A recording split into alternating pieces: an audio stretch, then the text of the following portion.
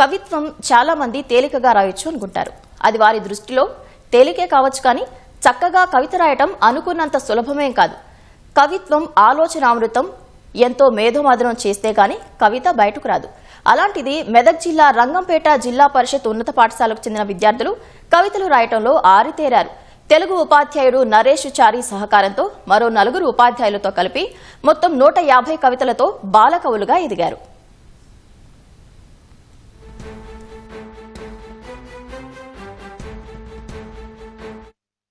మెదక్ జిల్లా కొల్చారం మండలం రంగంపేట జిల్లా పరిషత్ ఉన్నత పాఠశాలలో 650 మంది విద్యార్థులు చదువుతున్నారు. ఈ పాఠశాలలో 32 మంది బోధనేతర సిబ్బంది ఉన్నారు. ఇక్కడ చదువు ఒక్కటే కాకుండా పలు సాంస్కృతిక కార్యక్రమాలు నిర్వహిస్తారు. ఈ క్రమంలో తెలుగు ఉపాధ్యాయుడు నరేష్ చారి విద్యార్థులకు తెలుగు చదవటం, రాయటంపై పూర్తి పట్టు సాధించేలా కృషి చేశారు. అనంతరం విద్యార్థులకు కవిత్వం, కథలు ఎలా రాయాలో చెప్పారు. ప్రముఖ కవులు నందిని సిద్ధారెడ్డి, హాలిశెట్టి ప్రభాకర్ వంటి కవులు రాసిన కవితా సంపుటాలను పరిచయం చేసి ఆ కవితలను విద్యార్థులచే చదివించసాగారు. నేడు విద్యార్థులు ఉత్సాహంగా కవితలు రాస్తూ ఔరా అనిపిస్తున్నారు.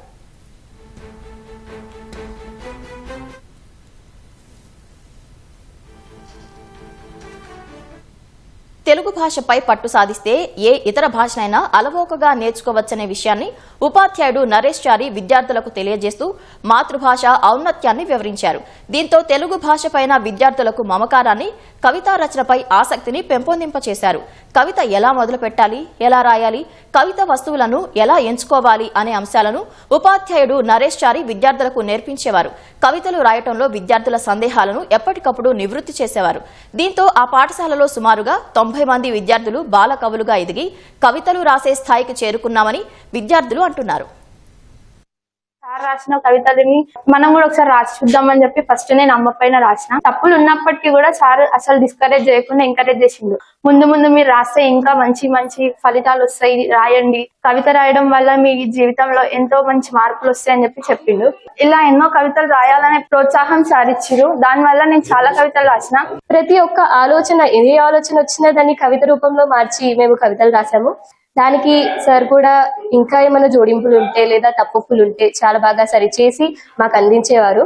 చారి సార్ గారి ఒక ప్రోత్సాహం వలన మరియు ప్రధానోపాధ్యాయుల వారు కుడిది ఉపేందర్ రెడ్డి సార్ గారు కూడా మమ్మల్ని చాలా ఇన్స్పైర్ చేశారు, మళ్ళీ మోటివేట్ చేశారు. స్కూల్ తరపున మా 6th క్లాస్ నుంచి 10th క్లాస్ వరకు 72 మంది పిల్లలము వెలుగు రేఖలు అని కవితా సంకలనాన్ని తీసుకొచ్చాము. ఇది ఎంతో గర్వకారణంగా ఉంది మా స్కూల్ కి గాని మాకు గాని. ఎంతో ఇంకా అలాంటి పుస్తకాలు కూడా ప్రతి సంవత్సరం తీసుకొస్తామని మా సార్ వాళ్ళు కూడా చెప్పారు. కవిత అంటే ఫస్ట్ ఎట్లుంటది అని చెప్పి సార్ ఎక్స్ప్లెయిన్ చేసిరు. మంచి అనిపించింది. అసలు కవిత అంటే ఇట్లుంటదా, ఇట్లా రాయాలి, నేను కూడా ఒకసారి రాసి చూసి ఎట్లుంటుందో తెలుస్తుంది కదా అని చెప్పి ఫస్ట్ పాఠశాల పైన రాయమని చెప్పి చారి సార్ చెప్పిరు.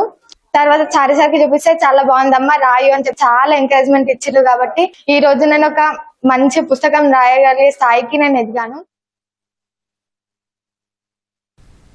కవితా రచనపై విద్యార్థులు పూర్తి పట్టు సాధించారనే నమ్మకం కుదిరాక వారు రాసిన కవితలు ఒక సంకలనాన్ని తీసుకురావాలని ఆలోచన వచ్చిందని ఉపాధ్యాయులు తెలిపారు. తెలుగు భాష ఉపాధ్యాయుడు నరేష్ చారి విషయాన్ని ప్రిన్సిపల్ ఉపేందర్ రెడ్డి దృష్టికి తీసుకెళ్లారు. ఆయన ప్రోత్సాహం, సహోపాధ్యాయురాలు విజయ నిర్మల సహకారంతో విద్యార్థులు రాసిన కవితలు ముద్రణ రూపంలోకి వచ్చాయి. 4 ఉపాధ్యాయులు రాసిన 4 కవితలతో పాటు విద్యార్థులు ఇప్పటి వరకు 150 కవితలతో పాటు వెలుగు రేఖలు, బడిపిల్లలు అనే ఒక సంకలనాన్ని రూపొందించారు. వాటన్నింటినీ ముద్రింపచేసి విద్యార్థులకు ప్రోత్సాహం అందించారు. మంచి హ్యాండ్ రైటింగ్, భాష పైన వాళ్ళు మాట్లాడేటటువంటి విధానాన్ని నన్ను కదిలించింది. అద్భుతమైనటువంటి కవిత రాయగలిగేటటువంటి సామర్థ్యాలు ఉన్నట్టు కూడా గమనించడం జరిగింది. మన పిల్లలు కవితలు రాస్తున్నారంటే వీళ్ళను ఎక్కడో మనం పై శిఖరాలలో చూసే విధంగా మనం ప్రోత్సహిద్దాం. ఎంత ఖర్చు అయినా ఏం లేదు, ఎవరి ముందుకు దాతల ముందుకు వచ్చినా రాకున్నా దానికి ఖర్చు పెట్టుకునైనా ఒక బుక్ ప్రింట్ చేద్దాం. ఇది అందరికి ఆదర్శం కావాలనేటువంటి విధంగా ఒక సంవత్సరం నుంచి కష్టపడ్డాం సార్. వాళ్ళు 6వ తరగతి 7వ తరగతి చదువుకున్న వాళ్ళ చిన్న వయసు వాళ్ళైనా వాళ్ళు కూడా కవిత్వాలు రాసిరు. నిజంగా నాకు చాలా సంతోషించదగ్గ విషయం. వీళ్ళకి ఇట్లనే మంచి ప్రోత్సాహం లభిస్తే అసలు ఈ కాలంలో సాహిత్యం మీద పెద్దగా అవగాహన లేని ఈ కాలంలో ఒక ప్రభుత్వ పాఠశాలలో చదువుకునే పిల్లలు ఇంత అద్భుతమైన ప్రతిభను చూపించి సాహిత్యాన్ని ఇంకా ముందుకు తీసుకుపోవాలని, మంచి సాహిత్యకారులుగా ఎదగాలని మనస్ఫూర్తిగా కోరుకుంటున్నాను. ఒక్కరితో ప్రారంభమై నేడు ఈ పాఠశాలలో 90 మంది విద్యార్థులు కవితలు రాస్తూ తోటి విద్యార్థులకు ఆదర్శంగా నిలుస్తున్నారు.